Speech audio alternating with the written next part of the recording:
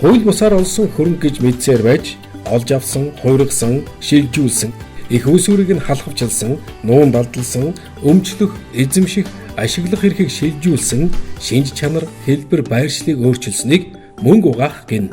Харин террорист байгууллага, террорист хүн эсвэл террорист үйл ажиллагаанд зарцуулагдахыг мэдсээр байж шууд бусаар эд хөрөнгө хуримтлуулсан, шилжүүлсэн, зарцуулсныг терроризмыг санхүүжүүлэх гэдэг.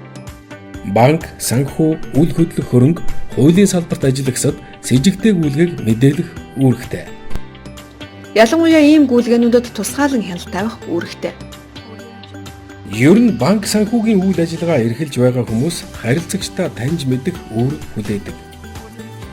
Интернет, гар утсаар хийгдэж байгаа гүйлгээнд онцгой анхаарч, эрсдлээс урьдчилан сэргийлэх арга хэмжээг та авах ёстой.